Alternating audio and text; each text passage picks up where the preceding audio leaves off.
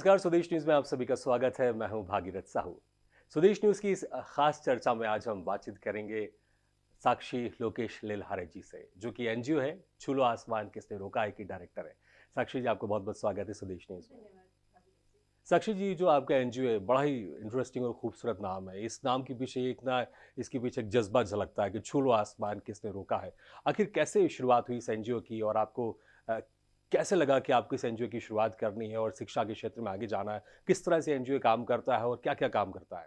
जी, सबसे पहले मैं आपको बताना चाहूँगी कि छू लो आसमान किसने रोका है जो हमारी संस्था है जिसे मैं संचालित करती हूँ, मेरे साथ कई साथी हैं। बेसिकली हम एजुकेशन सेक्टर पर पूरी तरह से फोकस होकर कार्य करते हैं।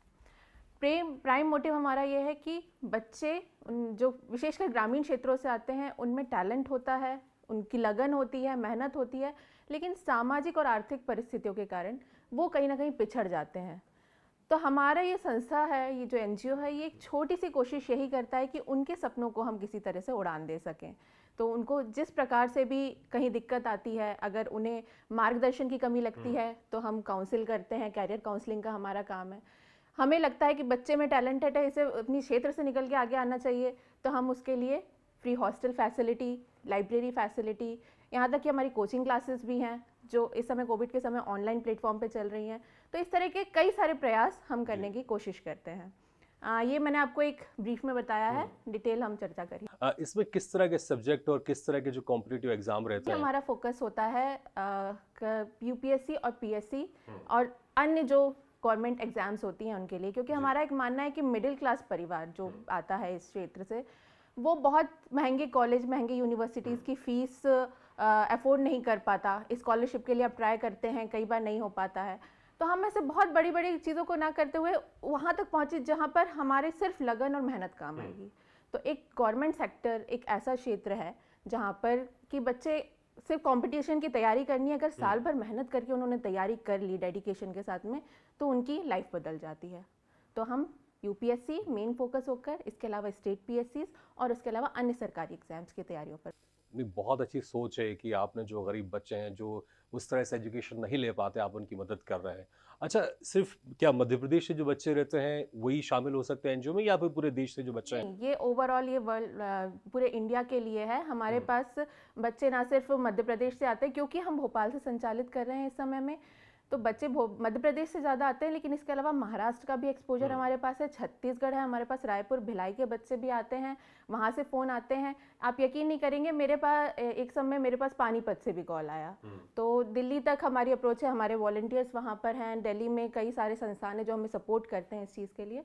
तो हमें ओवरऑल नॉर्थ इंडिया से आप कह सकते हैं कि काफ़ी सारे कॉल्स आते हैं। अच्छा, इस एनजीओ की परिकल्पना के बारे में जानना चाहूँगा कि आखिर वो क्या क्या समय था कि कब आपको लगा कि हम एक एनजीओ की शुरुआत करनी चाहिए? कोई एक इंसिडेंट था, आपने किसी को देखा, किसी से आप इंस्पायर हुए? और ख़ास बात ये भी कि जो नाम रखा है आपने, छू लो आसमान किसने रोका है, ये कैसे आप लोग ने डिसाइड किया? कि बड़ा खूबसूरत नाम है, दिल को छूता है नाम ये। एक्चुअली मैंने एमबीए किया हुआ है और उसके बाद मैंने भी सिविल सर्विसेज की तैयारी करी।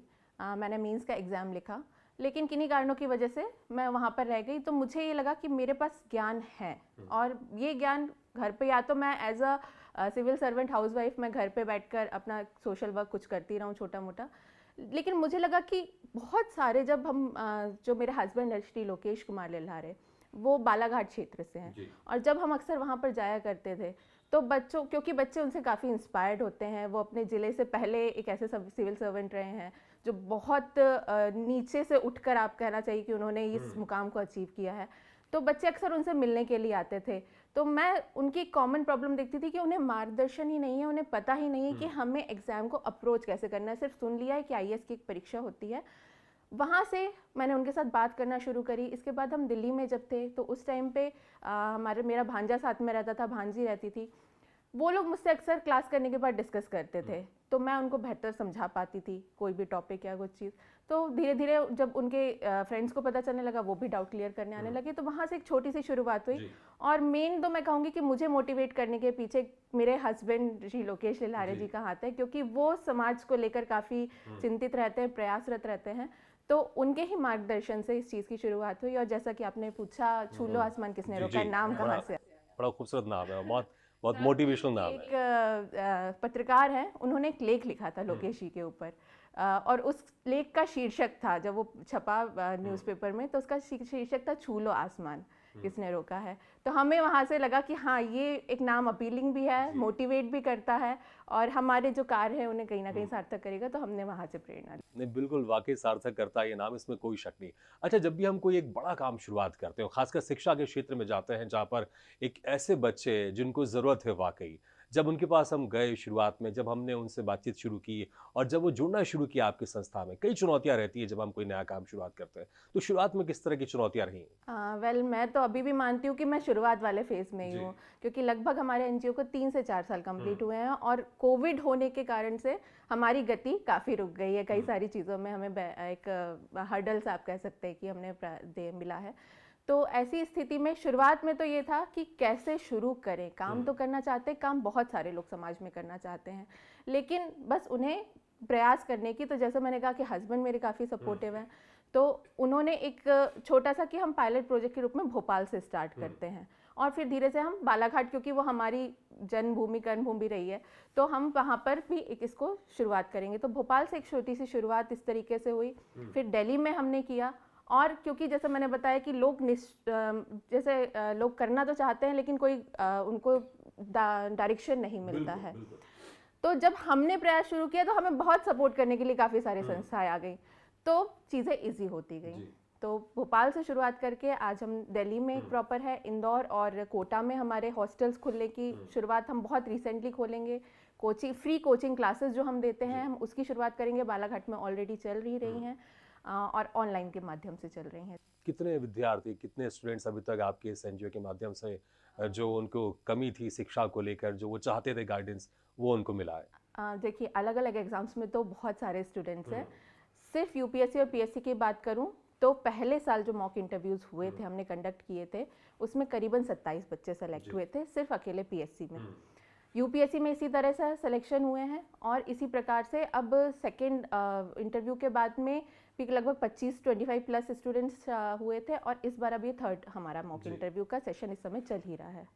तो मैं होपफुल हूँ कि कुछ अच्छे रिजल्ट सामने आएंगे। अच्छा, जो स्टूडेंट्स आपके इस एनजीओ के माध्यम से जुड़ना चाहते हैं, वो कैसे जुड़ सकते हैं? वो देखिए, हमें सोशल मीडिया प्लेटफॉर्म पर आप कांटेक्ट कर सकते हैं। हमारा पेज है फेसबुक पर, छू लो आसमान किसने रोका है।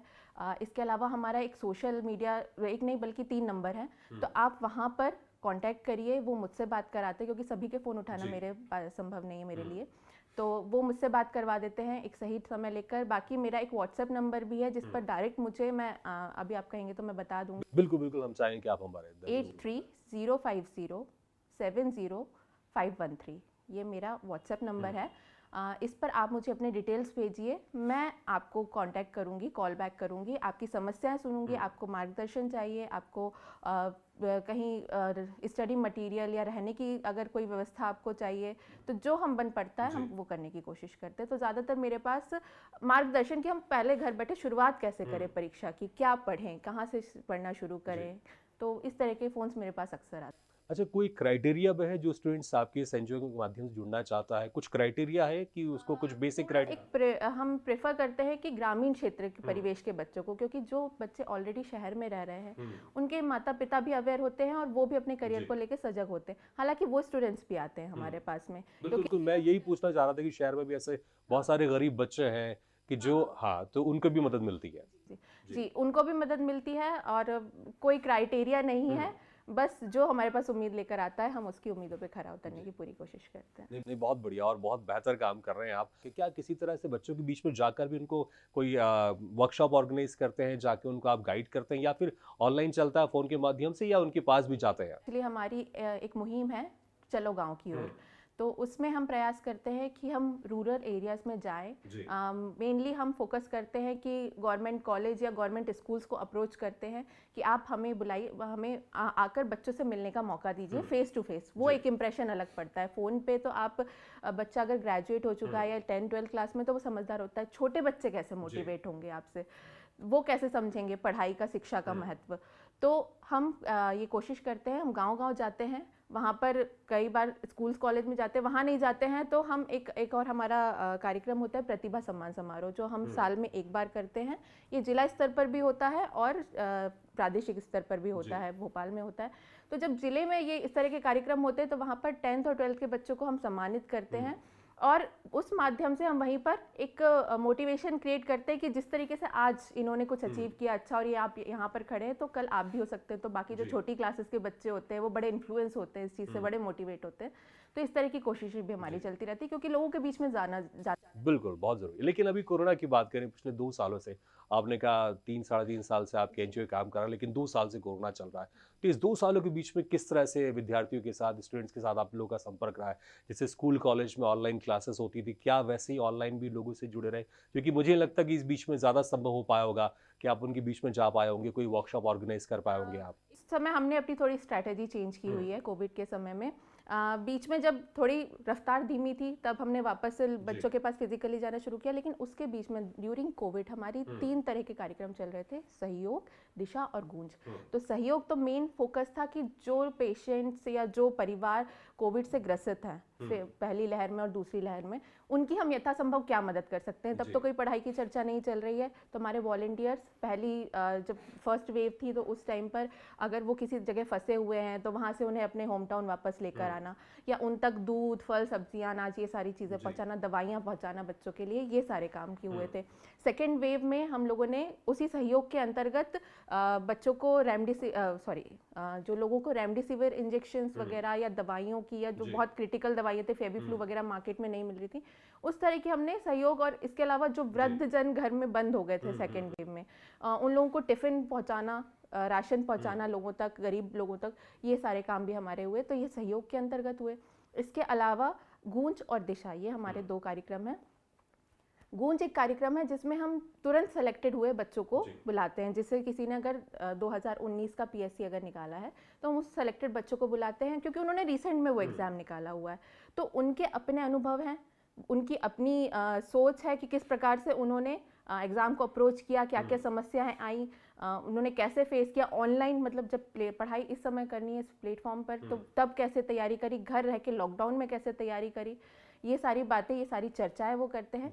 दिशा एक और हमारा सेक्शन है जिसके अंतर्गत हम ऑलरेडी सेलेक्टेड लोगों को जो काम कर रहे हैं, उस क्षेत्र से जुड़े हुए हैं, उसमें आपके क्वालिफाइड ऑफिसर्स लोग भी हो सकते हैं, किसी कोचिंग संस्थान के स्टूडेंट के ओनर वगैरह भी हो सकते हैं, फैकल्टीज भी हो सकती हैं, प्रोफेसर्स हो सकते हैं, जो बच्चों के साथ आके ये बताते हैं कि इस समय पे आपको अपनी मानसिक स्थिति को कैसे मेंटेन करके रखना है, डीमोटिवेटेड नहीं होना है। घर पे रह के अक्सर बच्चों का एक कॉमन होता है कि हमें पढ़ाई नहीं हो रही है, आपको वो बैलेंस कैसे बनाना है, किस प्रकार से। तो इस प्रकार की कोशिशें भी हम लोग करते रहते हैं। तो मनोबल बढ़ाना वो भी हमारे काम का एक हिस्सा है।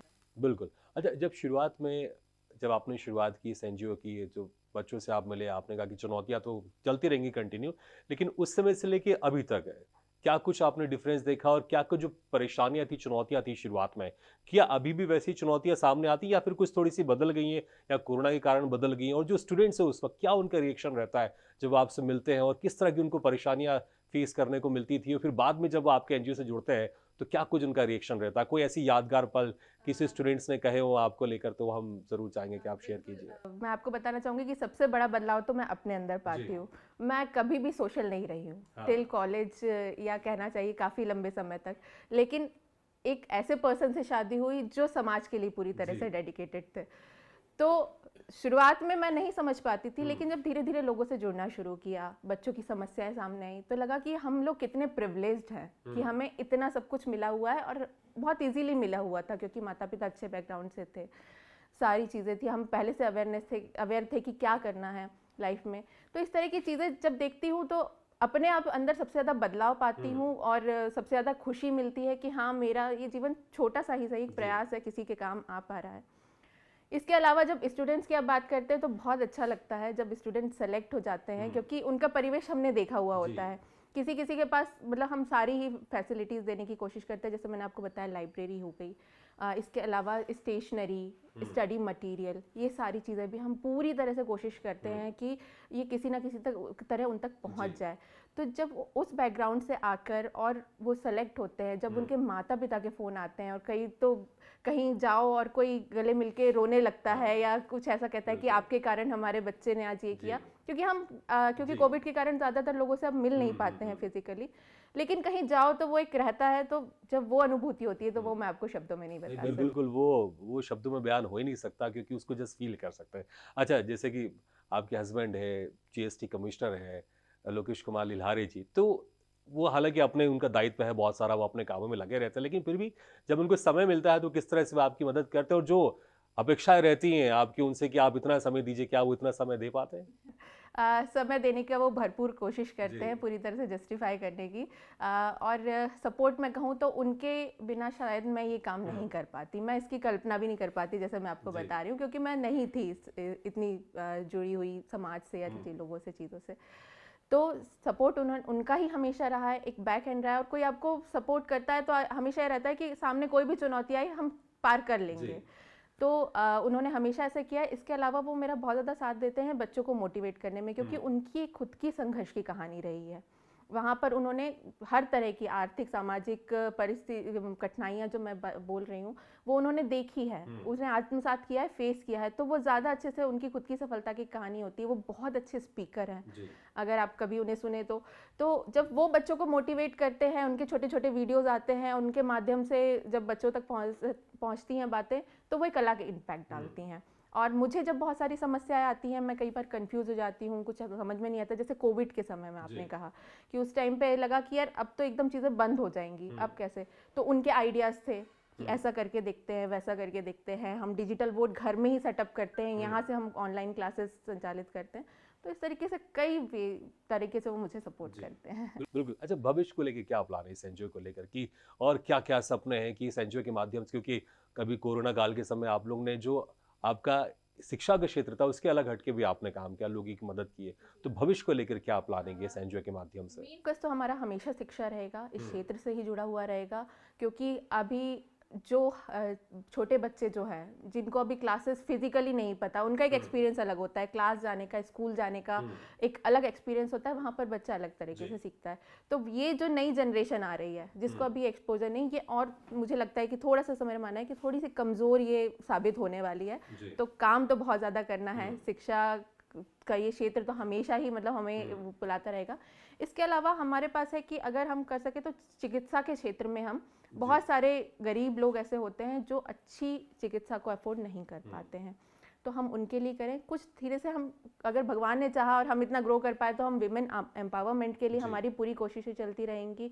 बालिका शिक्षा का मैं हमेशा बहुत सपोर्ट करती हूँ, तो उनके लिए मैं अवेयरनेस कैंप कुछ करना चाहूँगी निकट भविष्य में ही। तो इस प्रकार की हमारी ओवरऑल थोड़ी सी एक कोशिश है। बिल्कुल। अच्छा, अभी तमाम दर्शक आपको देख रहे हैं हमारे स्वदेश न्यूज़ के माध्यम से, तो क्या कुछ गाइड करना चाहेंगे आप? क्योंकि आपके पास जब आप वर्कशॉप लेते हैं तो वहाँ पर भी बच्चे इकट्ठा होते हैं, फिर आप उनको गाइड करते हैं, तो अभी तमाम दर्शक देख रहे हैं हज़ारों की तादाद में, लाखों की तादाद में, तो आप उनको क्या कहना चाहेंगे कि किस तरह से जब आप एग्ज़ाम की तैयारी करें, कॉम्पिटिटिव एग्ज़ाम की तैयारी करें, तो क्या कुछ जो अक्सर गलतियाँ करते हैं स्टूडेंट्स वो ना करें, उसको अवॉइड करें, और किस पर फोकस रखें वो? जैसे कि मैंने बताया, बच्चों में लगन बहुत ज़्यादा होती है, मार्गदर्शन की कमी उन्हें होती है। एक जो गलती वो ये करते हैं कि वो स्वयं को कभी ये तैयार ही नहीं पाते कि हम ये एग्ज़ाम निकाल सकते हैं। जैसे ही आप यूपीएससी का नाम लो तो उन्हें लगता है कि नहीं नहीं हमारे बस की नहीं है, वो वहाँ पे जाना ही नहीं चाहते। उनके माता पिता का भी एक माइंडसेट रहता है कि नहीं भाई ये तो बड़े घर के या अच्छे स्कूल में पढ़ने वाले स्टूडेंट्स का होता है। तो उनसे मैं कहना चाहूँगी कि आप अपनी क्षमताओं को पहचानिए। मैं ये नहीं कहती कि हर स्टूडेंट यूपीएससी या पीएससी कर सकता है, लेकिन आपके अंदर कुछ क्वालिटीज़ होती हैं। और आजकल इतनी ज़्यादा अवेयरनेस है कि 15-16 साल के बच्चे को इस बात का अनुभव हो जाता है कि वो क्या कर सकता है और क्या नहीं कर सकता। ठीक है, आज डिस्ट्रैक्ट होने के लिए कई सारे माध्यम हैं, लेकिन इसके अलावा अगर आप कुछ करना चाहते हैं तो सिर्फ सोचिए मत कि हमें ये करना है या नहीं करना है। इसके लिए हमने एक शुरुआत भी करी है जो मैं आपसे शेयर करना चाहूँगी। नवोदय जागृति अभियान इस समय पूरे देश में बहुत तेज़ी से चल रहा है। मैं कहूँगी नॉर्थ इंडिया में तो काफ़ी तेज़ी से इस समय उसमें नवोदय का जो एग्ज़ाम होता है उसकी निशुल्क कोचिंग चलाई जा रही है लगभग 44 जगहों पर।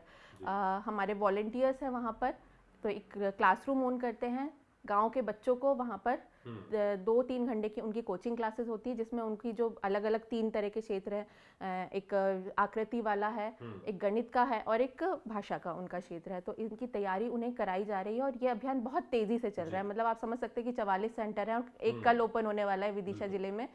तो यही है कि वो जो पौध एक आ रही है उसको एक अच्छा एनवायरनमेंट देना है। गरीब क्षेत्र से जो लोग आते हैं वो बहुत महंगी शिक्षा अफोर्ड नहीं कर सकते, लेकिन नवोदय एक ओवरऑल एक ऐसा स्कूल है जहाँ पर ना सिर्फ लगभग निःशुल्क शिक्षा है बल्कि एक्सपोजर है। CBSE करिकुलम है उनके पास में। इसके अलावा स्पोर्ट्स और एक्स्ट्रा करिकुलर एक्टिविटीज़ पे काफ़ी ज़्यादा ध्यान दिया जाता है। तो इस कॉन्सेप्ट के साथ में कि कोई भी स्टूडेंट जब तक सफल नहीं होता तब तक उसके बेसिक्स मजबूत ना हो, और सरकारी स्कूलों से फिलहाल हम थोड़ी सी उम्मीद नहीं कर पा रहे हैं जो गांव में संचालित हो रहे हैं या कुछ पिछड़े जिलों में जगहों पर हो रहे हैं। तो ये हमारी एक सोच है कि बच्चा अगर आगे आने वाले समय में हम सैनिक स्कूल की तैयारी और उत्कृष्ट स्कूल की तैयारी के बारे में भी चर्चा करेंगे, लेकिन ये अभियान अभी बहुत ज़्यादा तेज़ी से चल रहा है गाँव में। तो मुझे लगता है कि वो एक जो हमारे एक सपने हैं जो फुलफिल हो रहे हैं कि एक जो आने वाली जनरेशन को हम कुछ अच्छा डिलीवर कर पाए, ये उससे कनेक्ट। बिल्कुल, लेकिन मैं यहाँ कहना चाहूँगा कि जो बच्चों के सपने हैं आप उनको ज़्यादा फुलफिल करने के लिए आप कोशिश कर रही हैं। तो ये जो एनजीओ है पूरा आपका, आप इतना सारा काम करते हैं आप एनजीओ के माध्यम से, तो खाली समय जब भी आपको मिलता है फुर्सत के समय में, कैसे आप जो एक अक्सर इसको मी टाइम कहते हैं, उस वक्त आप क्या करते हैं आप? मी टाइम में मैं 2 काम करती हूँ कि अगर मैं घर के कुछ काम कर रही होती हूँ तो मैं ईयरफोन्स लगाकर और कुछ अपने पसंद के गाने सुन लेती हूँ। इसके अलावा वर्कआउट एक रेगुलर रिजीम है जो मेरा और लोकेश जी का दोनों का है। वहाँ पर हम दोनों को भी समय मिलता है साथ में टाइम स्पेंड करने के लिए। तीसरा एक मैं किताबें पढ़ती हूँ। तो वैसे मुझे फिक्शनल पढ़ना ज़्यादा पसंद है, बट मोटिवेशनल बुक्स वगैरह भी या किसी की बायोग्राफी वगैरह, तो ये मुझे अच्छा लगता है। कि आपके जो हस्बैंड है वो है जीएसटी कमिश्नर है वो, तो अक्सर एक जो महिलाएं होती है वो महंगाई को लेकर थोड़ी ज़्यादा सजग रहती है। मैं थोड़ा एक अलग हट के बात कर रहा हूँ, लेकिन मुझे लगता है जो हमारे दर्शक है वो ज़रूर चाहेंगे कि जो महिलाएं हैं वो ज़रूर चाहेंगे कि मैं आपसे सवाल करूँ मैं, क्योंकि अक्सर पेट्रोल की महंगाई को लेकर बातचीत होती रहती है। तो अक्सर एक सवाल रहता है कि जीएसटी को शामिल क्यों नहीं करते हैं पेट्रोल को लेकर। तो आपके हस्बैंड जीएसटी कमिश्नर है, कभी आपने उनसे बोला कि पेट्रोल को जीएसटी में शामिल करवाइए, क्योंकि जो बहुत सारी जो महिलाएं या पुरुष है थोड़े से लेके थोड़ा सुकून मिल जाए उनको कभी कुछ ऐसा लाइट मोड में? मैं ऐसा तो नहीं कहती हूँ, पेट्रोल पर तो विशेषकर मैंने नहीं कहा, लेकिन थोड़ा सा शॉपिंग का एक सभी स्त्रियों को रहता है, तो एक मेरा रहता है कि यार कपड़ों पर जीएसटी कम होना चाहिए। But this is all government policy, उनकी स्ट्रेटेजी। बिल्कुल डेफिनेटली, देखिए ये तो सरकार के हाथ में है, लेकिन अक्सर होता है मैंने कहा कि क्योंकि जो महिला है वो जरूर चाहेंगे कि एक सवाल मैं जरूर आपसे करूँ, तो महिला की तरफ से मैं आपसे सवाल कर रहा हूँ। अच्छा, जो स्टूडेंट्स है, जो विद्यार्थी, उनको कोई आप टेक्स्ट मटेरियल भी प्रोवाइड करवाते हैं, कोई किताबें बुक्स भी प्रोवाइड करवाते हैं? जी हाँ, स्टडी मटेरियल तो हम लोग जिस भी एग्ज़ाम का होता है वो हम प्रोवाइड कराने की कोशिश करते हैं, लेकिन इसके अलावा अवेयरनेस के लिए कुछ बुक्स हमने तैयार की हुई हैं। मेरे साथ हैं भी, मैं आपको दिखाना चाहूँगी।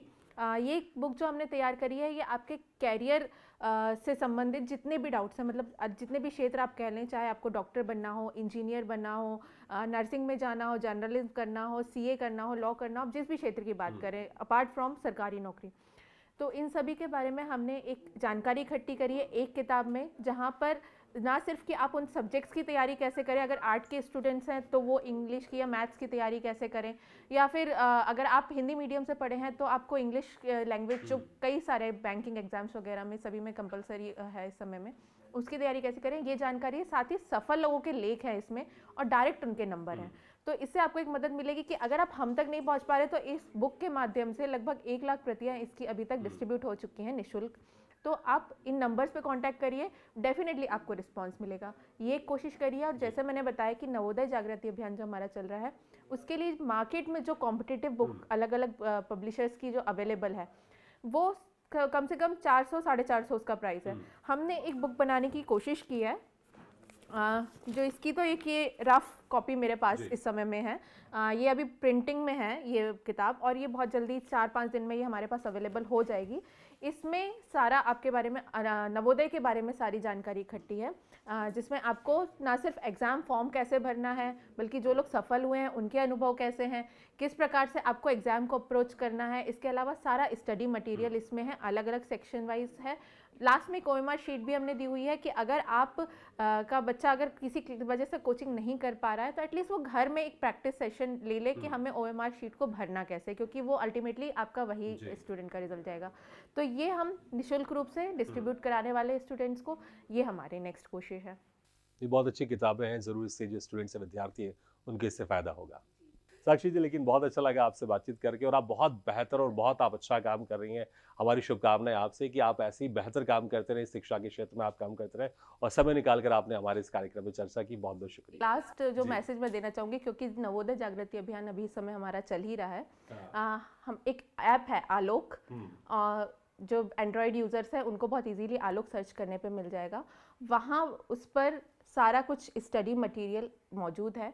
अगर आपके बच्चे इस समय में कहीं इस तरह के जो क्लासेस हमारी चल रही हैं, अगर आप उस पर नहीं अटेंड कर पा रहे हैं या नहीं है, तो आप अपने मोबाइल फ़ोन पर उस पर सारे जो जितना भी सिलेबस है उसके छोटे छोटे वीडियोज़ डले हुए हैं, तो वो भी आप अपने बच्चों को बैठाकर घर पर पढ़ा सकते हैं। यानी घर बैठे ही वो जो 4th-5th क्लास के बच्चे हैं उनकी तैयारी हो सकती है।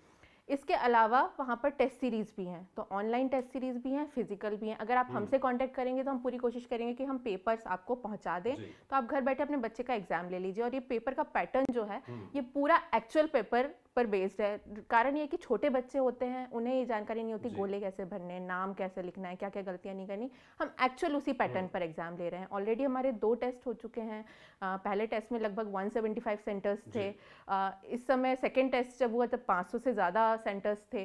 तो इस तरीके से बच्चों की तैयारी में मैं सोच रही हूँ कि एक प्रयास हम लोग कर रहे हैं। जब ये अभियान चल ही रहा है तो मैं आपके माध्यम से ये मैसेज लोगों तक दे दूँ कि ये चीज़ें अगर आपको फिजिकली नहीं भी मिल पा रही तो या तो इधर आप हमसे कांटेक्ट कर लीजिए सोशल मीडिया के माध्यम से, और नहीं कर पा रहे हैं तो आप खुद स्वयं ये ऐप डाउनलोड करिए, अपने बच्चे को बस घर पे बिठाल के और सिर्फ उसको समझाना है। बहुत ज़्यादा कॉम्प्लिकेटेड सिलेबस नहीं है, आप खुद भी गाइड कर सकते हैं उसे। तो वीडियोज़ आपकी हेल्प करेंगे, ये टेस्ट पेपर से हेल्प करेंगे, और बाकी फिर हम तो हैं ही सारी। नहीं, बिल्कुल, आप बहुत बेहतर काम करें। एक बार फिर से शुभकामनाएं कि आप ऐसी शिक्षा के क्षेत्र में बेहतर काम करते रहें, और हमारे साथ इस खास चर्चा में जुड़ने के लिए बहुत बहुत धन्यवाद।